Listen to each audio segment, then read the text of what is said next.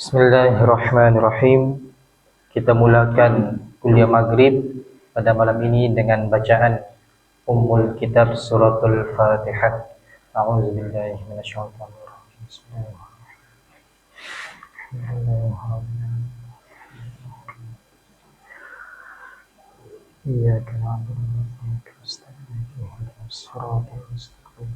Siratal ladzina an'amta 'alaihim ghairil maghdubi 'alaihim waladdallin. Alhamdulillahirabbil alamin wassalatu wassalamu ala asyrafil anbiya'i wal mursalin wa ala alihi wa sahbihi ajma'in. Subhanaka la 'ilma lana illa ma 'allamtana innaka antal alimul hakim. Qala rabbi shrah li sadri wa yassir li amri wahlul 'uqdatam min lisani yafqahu qawli. Amma ba'd.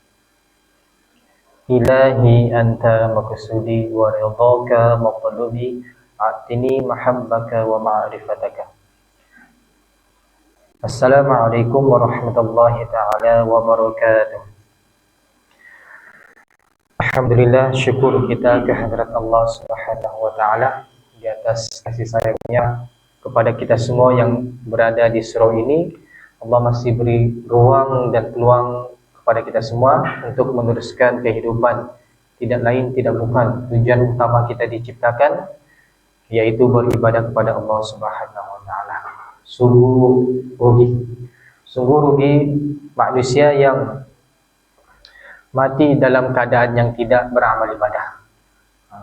Kita lihat pada hari ini, kalau bukan jiran kita, ahli keluarga kita sendiri, ada yang sudah kembali kepada Allah Subhanahu wa ta'ala.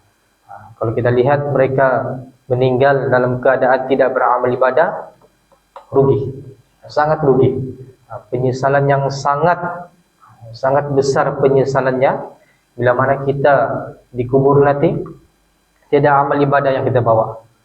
Kita mau menyesal macam mana sekalipun, tidak boleh buat apa-apa sudah. Sebab bila mana kita meninggal, terputus segala amal ibadah kita. Jadi di dunia inilah tempat kita mencari bekalan ke kampung halaman kita, yang sebenar-benar kampunglah tempat kita kembali, yaitu di akhirat kelak nanti, perjalanan sehinggalah ke syurga. Jadi kita diciptakan di dunia ini beramal ibadah. Sudah tentu yang paling utama sekali solat. Kita lihat purata, saya tidak tahulah purata data berapa umat Islam yang mendirikan solat. Kita tidak sentuhlah purata ataupun data. Kita boleh lihat dengan mata kita sendiri berapa ramai, bukan setakat jiran kita, ahli keluarga kita sendiri yang tidak solat. Yang tidak solat, ada juga solat tapi dalam keadaan yang tidak betul. Itu yang kita takut. Kita takut sebab apa? Sebab di akhirat kelak muflis. Muflis sebab beramal ibadah dengan cara yang tidak betul, dengan cara yang salah. Contoh yang biasa saya sebut, tidak menjaga membersihkan, menyucikan kubul dan dubur selepas buang air kecil. Ini ramai kita lihat orang tidak salah kencing secara berdiri, akan tetapi pastikan tiada setitik, walaupun satu titik kena pada pakaian kita bawa ke solat. Sedangkan solat itu salah satu syarat sah solat, suci anggota tubuh badan, pakaian, dan tempat sujud daripada sebarang najis. Akan tetapi kalau individu yang tidak menjaga najis mutawassitah, buang air kecil, tidak ceboklah dalam bahasa kita, istinja, kemudian solat, solat dalam keadaan menanggung najis, itu yang ramai kita lihat pada hari ini. Itu antara isu ataupun permasalahan yang dari dulu lagi berlaku, bukan setakat kanak-kanak buat, sehingga orang dewasa, warga tua dan sebagainya ada juga kencing secara berdiri. Sebab apa kita mesti kencing secara duduk? Sebab kalau kita kencing secara berdiri, najis itu tidak akan keluar sempurna.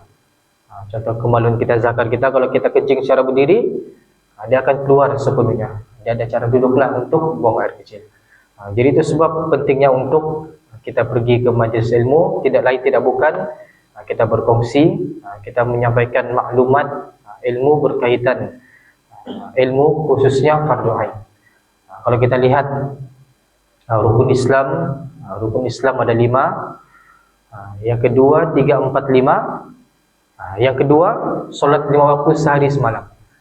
Itulah yang paling utama, solat 5 waktu sehari semalam. Kalau kita lihat pembahagian ataupun pecahan ilmu fiqh itu sendiri, yang pertama ibadat, munakahat, muamalat, jinayat. Bagian ibadat itu yang wajibnya rukun Islam itu.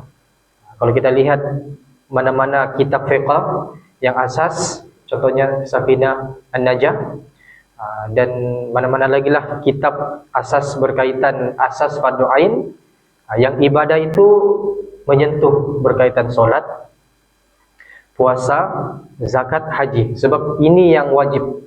Ini yang wajib, dan ditambah lagi sebelum bab solat berkaitan bab toharoh, bab bersuci. Selepas itu bab bersuci ini pula pecah lagi kepada 6 bahagian, yaitu bab air, bab najis, istinja, kemudian wudu, mandi wajib, tayamum, haid dan nifas. Ini berkaitan bab toharoh. Selesai bab toharoh, kita dah kuasai yang asasnya, kemudian kita pergi ke bab solat. Sebab solat ini amalan yang paling utama daripada amalan-amalan yang lain. Ini biasa perumpamaan yang biasa kita dengar. Solat itu tiang sebuah rumah, kalau tiada tiang, rumah itu tidak dapat didirikan. Begitu juga solat kita itu, solat itulah tiang.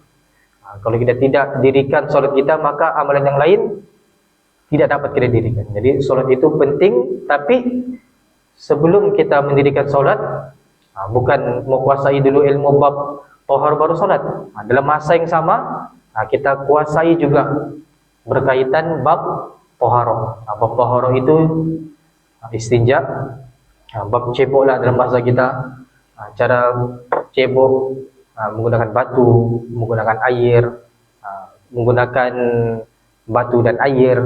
Kemudian bab air mana yang boleh digunakan untuk bersuci, air yang makruh, air yang tidak boleh digunakan. Kemudian bab wudu, cara wudu yang betul bagaimana. Kemudian bab mandi wajib. Ini berkaitan bab toharoh. Jadi insyaAllah pada malam ini kita akan sentuh berkaitan bab solat. Sebelum ini kita sudah masuk berkaitan perkara yang membatalkan wudu. Perkara yang membatalkan wudu sudah kita sentuh, dan ketika kita melakukan perkara yang membatalkan wudu, ini kita ulang sedikit. Ada 4 perkara yang tidak boleh dilakukan bagi individu yang melakukan perkara-perkara yang membatalkan wudu. Bila sudah melakukan perkara yang membatalkan wudu, jadi statusnya itu menjadi individu yang berhadas kecil. Jadi bila dia berhadas kecil, ada 4 perkara yang tidak boleh dilakukan. Yang pertama solat, tawaf. Jadi tawaf ni ada isu yang lain lagi. Itu kita tidak sentuhlah. Kemudian menyentuh dan membawa Al-Quran. Jadi ini 4 perkara dalam mazhab Syafi'i yang tidak boleh dilakukan apabila dalam keadaan berhadas kecil. Apabila kita melakukan perkara yang membatalkan wudu, antaranya keluar sesuatu benda daripada kubul dan dubur, tidur yang tidak tetap punggungnya, hilang akal, bersentuhan kulit lelaki, kulit perempuan tanpa lapik, kemudian menyentuh kemaluan, menyentuh lubang dubur. Perkara-perkara yang membatalkan wudu. Jadi insyaAllah kita akan masuk berkaitan solat. Solat atau sembahyang. Ini 2 perkara yang sama. Solat atau sembahyang merupakan sendi atau tiang agama. Tiang agama sesuai dengan kedudukannya sebagai teras ibadah. Ia bermula dengan amalan berwudu, diikuti pula jenis-jenis solat sama ada wajib ataupun sunat, solat berjemaah, solat Jumaat dan segala hal yang berkaitan dengannya. Jadi kita lihat pembahagian ilmu fiqh itu, yang pertama ibadat. Jadi ibadat itu dah pecah lagi. Ada pecah lagi ke atas bab taharah bersuci. Kemudian pecahan yang kedua bab solat. Bab solat ini pecah lagi. Pecah lagi tata cara dirikan solat. Lepas tu pecahan kedua bahagian bab solat, solat berjemaah, masbuk muafiq, jamak qasar. Kemudian solat Jumaat, solat hari raya Aidil Fitri dan Aidil Adha. Jadi semuanya itu dia ada cabang, ada pecahan yang tersendiri. Solat-solat wajib dan segala yang berkaitan dengannya, yaitu ada 5. Biasalah kita semua sudah tahu, yaitu Zuhur 4 rakaat, Asar 4 rakaat, sampai subuh 2 rakaat. Kemudian solat-solat ini mempunyai syarat-syarat, rukun-rukun dan peraturan yang lengkap.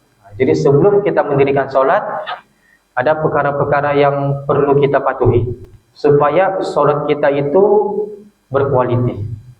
Berkualiti, diterima. Kalau solat sekadar solat, tidak kualiti, tidak kesannya dalam kehidupan kita.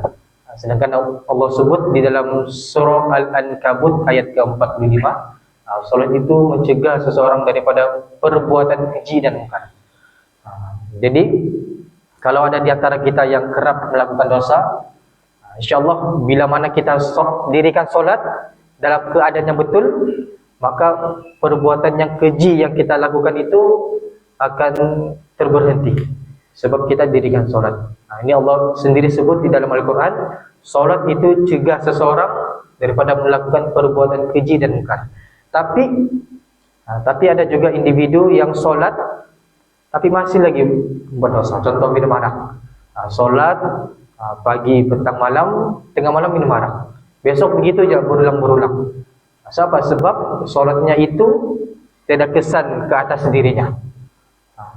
Senang kata solatnya itu tidak betul lah, sebab tiada kualiti, tiada kesan terhadap dirinya.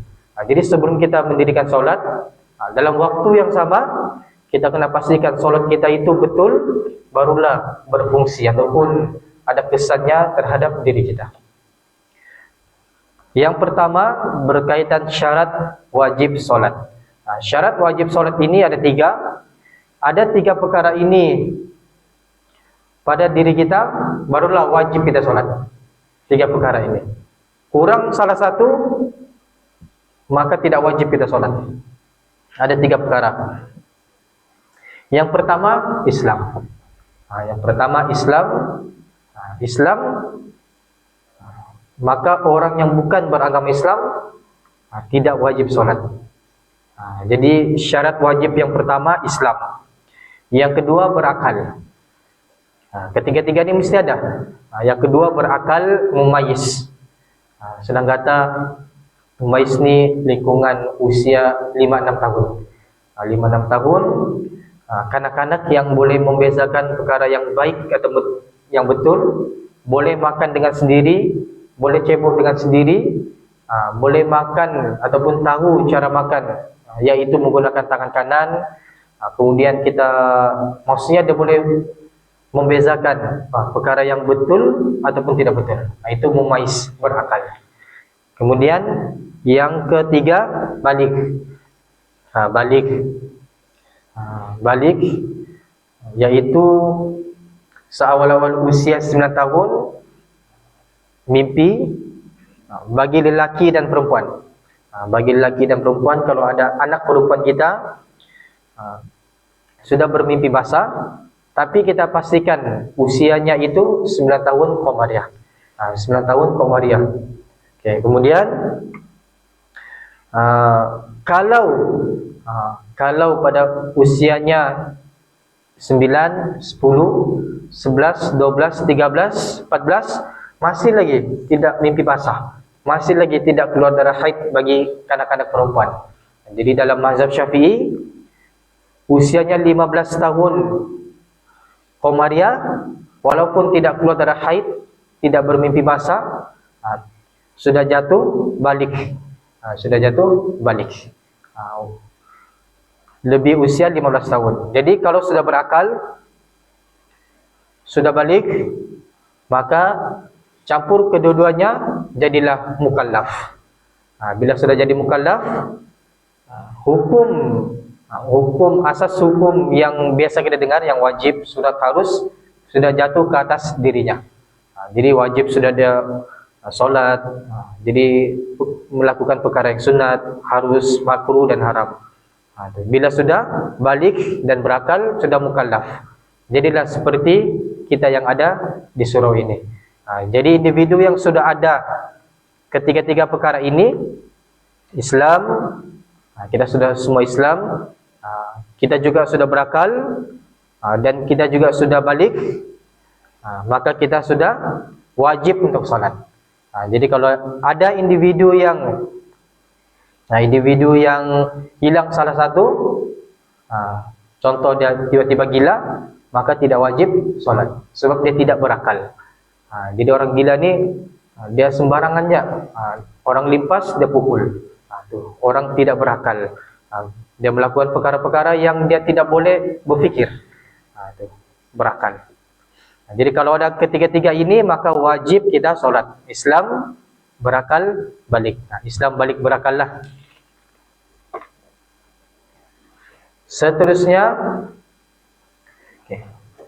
kata pengarang kitab ini, yaitu kanak-kanak yang telah berumur 7 tahun, 7 tahun Qamariyah, hendaklah disuruh mengerjakan solat, dan setelah berumur 10 tahun bolehlah dipukul sekiranya masih belum bersolat. Ini hadis Nabi SAW. Yang kedua, syarat sah solat. Syarat sah solat, yaitu syarat sah solat ini ada 5 perkara. 5 perkara ini kita mesti lakukan sebelum dirikan solat.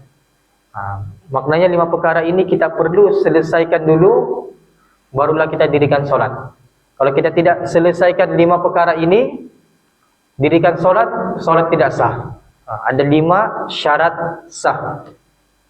Syarat sah solat ada 5. Yang pertama, mengetahui masuknya waktu solat dengan yakin. Kalau kita di Labuan ni mudah sikitlah. Kita ada masjid, kita ada surau, kita ada telefon bimbit. Jadi sebelum solat, kita tengok dulu telefon, jangan sembarangan, jangan terus solat ya, takut belum masuk waktu solat. Kata pengarang kitab lagi, sekiranya seseorang itu solat tanpa meyakini masuknya waktu, maka solatnya tidak sah walaupun tepat pada waktunya. Jadi makna kata, sebelum kita dirikan solat, pastikan kita yakin betul-betul masuk waktu solat, bukan sangkaan. Walaupun sangkaan kita itu betul, selepas kita mendirikan solat, tengok, betullah masuk sudah waktu. Itu sangkaan, bukan keyakinan yang 100%. Jadi sekiranya seorang itu solat tanpa meyakini, ragu-ragu masuknya waktu, maka solatnya tidak sah walaupun tepat pada waktunya. Jadi sebelum kita solat, syarat sah solat yang pertama, kita kena pastikan terlebih dahulu sudah masuk waktu solat. Yang kedua, menghadap kiblat. Sebelum kita dirikan solat, kita pastikan kita tahu di mana arah kiblat. Sekurang-kurangnya kita kena ada ijtihad, kita ada ikhtiar untuk mencari di mana arah kiblat yang betul. Tetapi kita di Labuan ni, mudahlah. Kita boleh pergi mana-mana, masjid, surau, boleh dirikan solat. Dan boleh juga melalui telefon bimbit. Ini saya bukan promote lah. Saya mau kongsikan antara aplikasi yang baik yang ramai rakyat Malaysia gunakan, yaitu MyKiblat. Aplikasi untuk menentukan arah kiblat, yaitu aplikasi yang didirikan ataupun yang dibuat oleh JUPEM, Jabatan Ukur Pemetaan Malaysia. Nama aplikasinya MyKiblat. Ini antara aplikasi yang ramai orang gunakan. Warna purple, warna ungu. Nanti saya kongsi di grup lah. MyKiblat nama aplikasinya. Aplikasi yang dibuat oleh JUPEM. Syarat sah solat yang kedua yaitu menghadap kiblat. Kita kena pastikanlah kita solat menghadap kiblat yang betul. Menghadap kiblat yang betul, dan jangan sekali kita menggunakan arah ataupun kita punya tanda arah kiblat piring esroh. Tidak betul.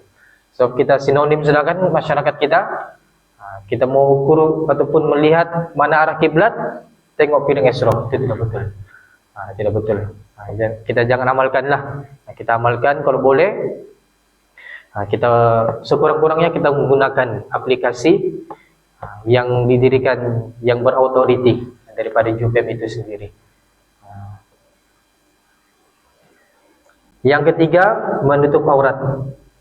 Menutup aurat sama ada ketika bersolat di tempat yang sunyi ataupun di tempat awam, menutup aurat. Syarat sah solat yang ketiga, menutup aurat. Jadi pastikan kita solat dalam keadaan menutup aurat. Bagi lelaki, aurat ketika solat pusat, atas pusat hingga bawah lutut. Jadi kalau pakai singlet je solat boleh. Yang penting tutup ni pusat hingga ke lutut, bukan tutup lutut dan pusat je. Tutup dari pusat sehingga ke lutut sekurang-kurangnya. Tapi kita mau berhadapan dengan Allah Subhanahu Wa Taala, kena berhadaplah kan. Kena pakai pakaian yang sempurna, pakai minyak wangi dan sebagainya. Aurat perempuan pula ialah seluruh badan kecuali muka dan dua pergelangan tangan. Ini aurat bagi perempuan mendirikan solat. Yang keempat, suci daripada najis. Syarat sah solat yang keempat, suci daripada najis. Suci daripada najis. Jadi sebelum kita masuk ke masjid ataupun di rumah mau dirikan solat, kita kena pastikan kita yakin sudah masuk waktu, kita sudah menghadap kiblat, dan kita menutup aurat. Yang keempat, suci daripada najis. Sama ada najis mukaffafah, najis mutawassita, kemudian najis mughallazah. Pastikan tiada najis itu pada pakaian. Pada pakaian, baju, pastikan tidak najis, melainkan yang tidak disedari. Kita tidak ketahui pakaian kita itu terkena najis. Contoh kita buang air kecil, kita tidak tahu ada serpihan air tandas itu terkena pakaian kita. Itu dimaafkan. Antara najis yang dimaafkan ataupun darah beberapa titik dimaafkan. Dan ada lagi lah beberapa najis yang dimaafkan. Jadi dari segi pakaian, anggota badan dan juga tempat tempat berdiri dua kaki. Maksud tempat itu yaitu berdiri dua kaki, tempat sujud, tempat letak tangan, juga tempat letak dua lutut. Itulah yang dimaksudkan tempat suci daripada sebarang najis. Jadi kena hati-hatilah. Ini ramai khususnya lelaki yang tidak mengambil berat, kencing secara berdiri, terus solat. Kita bayangkanlah kalau solatnya 20 tahun, 30 tahun, solat secara sedemikian, solat dalam keadaan menanggung najis, itu yang kita risau. Takut-takut solatnya tidak sah pula. Itu tidak isu khilaf. Tidak isu khilaf kalau terkena najis boleh solat. Itu bukan khilaf, itu betul-betul najis sudah, betul-betul tidak sah sudah solatnya. Kalau berkaitan rukun qauli tidak dilakukan, contoh niat, bacaan surah Al-Fatihah, itu kita boleh bukan mencari kemudahan lah, kita boleh taklid lagi dengan mazhab yang lain. Akan tetapi berkaitan najis ini tamat sudah, memang betul-betul tidak sah lah sudah solat. Jadi itu kena hati-hati. Melainkan kalau air kencing itu terkeluar tanpa kita sedari. Tanpa kita sedari, kita sudah buang air kencing dalam keadaan duduk, kita sudah berdehem, sudah basuh, kita berjalan, kita tidak sedari keluar air kencing, itu dimaafkan. Kalau kita sedar keluar, kita bagi tandas lah, jangan kasih biar. Itu jelas ada najisnya di situ, ada ainnya. Yang kelima, suci daripada hadas.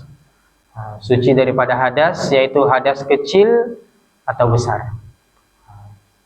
Kesimpulannya, apabila telah terdapat 5 syarat yang telah disebutkan tadi, maka solat yang dikerjakan itu dikira sah. Jadi sebelum kita dirikan solat, kita kena ambil berat berkaitan syarat sah solat.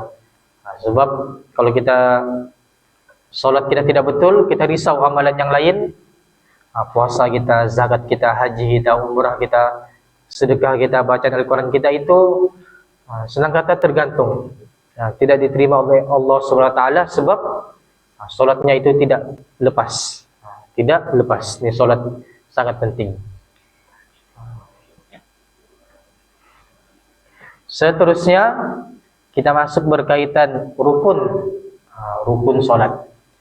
Rukun solat, rukun ini pula maksudnya ketika kita dirikan solat, kita kena kerjakan, kena lakukan rukun-rukun solat ini. Bermula kita mengangkat takbiratul ihram.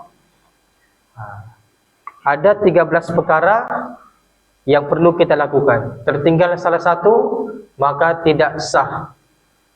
Tidak sah solat kita. Ada 13 perkara kena lakukan ketika mendirikan solat. Ini ketika. Kalau syarat sah solat sebelum mendirikan solat. Tuh, dia bezalah. Syarat sah solat sebelum mendirikan solat. Kalau rukun solat ketika. Ketika mendirikan solat ada 13 perkara. Dalam mazhab Syafi'i kita kena lakukan, barulah sah solat kita. Maknanya tertinggal salah satu, maka tidak sah solat. Kalau perkara sunat tertinggal, tetap masih sah lagi solat. Yang rukun ni yang tidak boleh ditinggalkan. Rukun solat pecah kepada 3 rukun dalam solat. Ini secara ringkasannya dulu.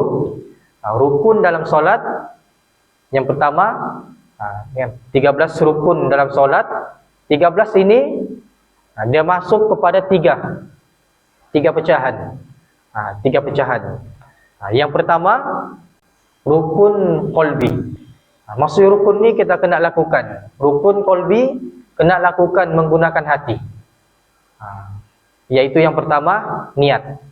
Jadi ada baki lagi 12. 12 ini pecah kepada rukun qauli, rukun fi'li. Rukun qauli ada 5. Rukun qauli ada 5. Maksudnya rukun qauli ini rukun ni yang perlu kita lakukan qauli dengan percakapan. Dengan percakapan. Kalau kita lakukan rukun qauli ini tidak keluarkan suara, maka solat kita itu tidak sah. Solat kita tidak sah. Ada 5 bacaan dalam solat yang wajib kita keluarkan sampai telinga kita sendiri dengar apa yang kita sebut. Itu rukun qauli, ada 5. Contoh bismillahirrahmanirrahim, telinga kita sendiri dengar, bukan telinga orang lain, bukan telinga kiri dan kanan. Telinga dua orang di kanan, 2 orang di kiri, mengganggu orang lain. Itu biasa kan kalau kita pergi mana-mana solat, mau mencari kekhusyukan, akan tetapi mengganggu kekhusyukan orang lain. Dia baca keluarkan suaranya sehingga akan mengganggu orang lain. Sekurang-kurangnya rukun qauli ini baca telinga kita sendiri dengar. Telinga kita sendiri dengar. Yang pertama, takbiratul ihram. Ini secara ringkasan ada 5. Yang 5 ini masuk ke rukun qauli. Jadi 5, 1. 1 ini niat. Jadi 6 sudah, ada baki lagi. Berapa lagi baki? 13 tolak 6. 7. 7 masuk kepada rukun fi'li. Rukun fi'li ini maksudnya rukun yang perlu dilakukan dengan perbuatan. Ada 7 pergerakan lah dalam solat. Jadi rukun qauli yang 5, takbiratul ihram. Allahu Akbar. Bukan Allah Allahu Akbar. Dia ada beberapa perkataan yang salah, yang tidak boleh kita baca, tidak boleh kita sebut. Tidak betul lah. Sekurang-kurangnya Allahu Akbar, telinga kita sendiri dengar, ataupun Allahu Akbar, dia tambah alif di antara ba dengan ro. Itu tidak sah sudah solatnya. Salah rukun qaulinya yang pertama. Yang kedua, bacaan suratul Fatihah. Bacaan surah Al-Fatihah. Jadi ini pesanan untuk diri saya sendiri juga. Kalau di Labuan ini didatangi alim ulama, contoh Syekh Imam Masjid Deng Layangan, saya lupa nama. Syekh Abdurrahman, saya lupa nama, astagfirullahaladzim. Syekh yang datang daripada Mesir, yang bersanad bacaan Al-Qurannya sehingga Nabi Muhammad SAW, bolehlah kita jumpa. Kita perdengarkan bacaan surah Al-Fatihah kita. Sebab kalau surah Al-Fatihah tidak betul, solat kita tidak sah. Jadi kalau ada ulama datang di Labuan, kita rajinkan diri pergi jumpa. Kita dengarkan bacaan surah Al-Fatihah. Macam Dr. Nik Azlan bin Nikman pun ada sanad sehingga Nabi Muhammad SAW, boleh kita perdengarkan bacaan surah Al-Fatihah kita. Selepas Dr. Nik bagi kuliah, selepas isyak, kita jumpalah, kita tasmih bacaan surah Al-Fatihah kita. Supaya bacaan Al-Fatihah kita itu betul. Tidak sembaranganlah. Contoh antara kesalahan yang biasa dilakukan, ghairil mag, cembugis kan, ghairil mag, dia bukan kolkola. Kolkola ini ba, jim, dal, po, kof. Ini 5 huruf ini ada pantulan. Ab, aj, ad, ato, ako.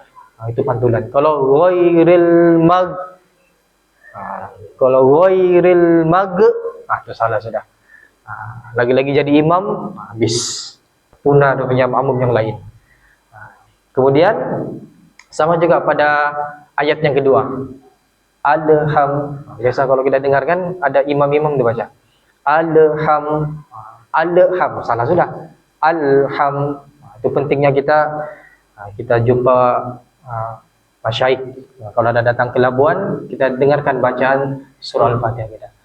Bulan 10 ini 22 di bulan 10, Jabatan Mufti Wilayah Persekutuan akan mengadakan seminar antara bangsa yang didatangi oleh ramai ilmuwan seluruh Malaysia. Luar negara pun ada datang, antaranya Mufti Mesir akan datang. Jadi ramai ilmuwan datang ke Labuan. Jadi kita rajinkan dirilah, termasuk diri saya sendiri. Kita jumpa orang yang berilmu daripada kita dengarkan bacaan surah Al-Fatihah kita. Sebab penting nih rukun qauli ini. Jadi daripada bismillahirrahmanirrahim kena betul semuanya sampai waladdallin. Ada, kalau kita baca satu kitab, saya lupa nama kitab itu, dia ada senaraikan, tidak silap saya ada 185 kesalahan dalam surah Al-Fatihah. Jadi kita tidak tahu, mungkin kita ada melakukan antara perkara-perkara yang ataupun kesalahan-kesalahan suratul Fatihah itu. Jadi pentinglah untuk kita baiki bacaan kita. Rukun qauli yang ketiga, bacaan tahiyat awal pada duduk tahiyat akhir. Kemudian salam, selawat ke atas Nabi Muhammad sallallahu alaihi wasallam pada duduk tahiyat akhir. Kemudian yang kelima, salam.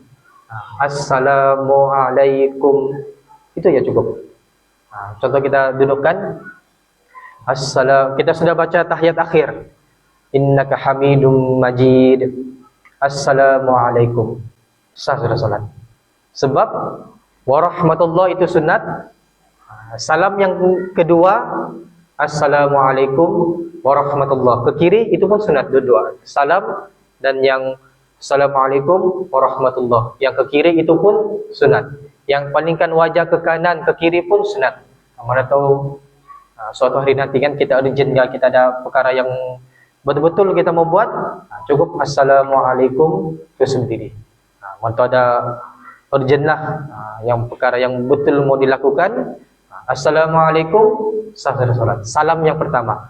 Jadi 5 inilah bacaan dalam solat yang wajib kita baca dan pastikan dalam keadaan yang betul. 5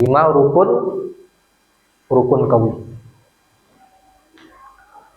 Jadi selain daripada 5 ini, sunat sahaja. Yaitu doa iftitah. Contoh kita mau cepat, contoh kita bangun lewat subuh, mau syuruk sudah, kita buatlah yang rukun saja, rukun qauli. Selain daripada rukun qauli kita tinggalkan, sebab kita takut masuk syuruk sudah. Contoh. Jadi doa iftitah, kalau kita tidak baca pun tidak mengapa dan sebagainya. Dan yang lain-lain lagi lah selain daripada 5 rukun qauli tersebut.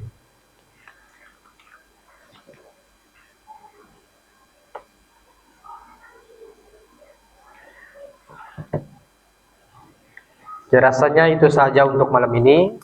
InsyaAllah pada minggu hadapan kita akan masuk berkaitan rukun solat, tetapi kita masuk sedikit demi sedikit lah. Kita masuk satu persatu sampailah beri salam.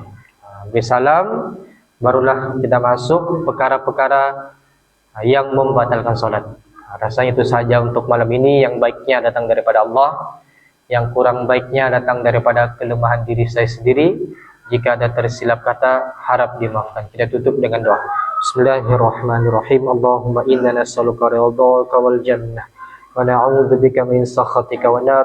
Allahumma innaka 'afuwun karim tuhibbul 'afwa fa'fu 'an walidina wa 'an jami'il muslimina wal muslimat birahmatika ya arhamar rahimin. Walhamdulillahirabbil alamin. Kita sudahi dengan kafaratul majlis dan suratul asr. Subhanallah walhamdulillah subhanallahumma wa bihamdika asyhadu an la ilaha illa anta wa astaghfiruka wa atubu ilaik. Bismillahirrahmanirrahim. Wal 'asr innal insana lafi khusr illa alladziina aamanu wa 'amilus shalihati wa tawassaw bil haqqi wa tawassaw bis sabr. Assalamualaikum warahmatullahi taala wabarakatuh.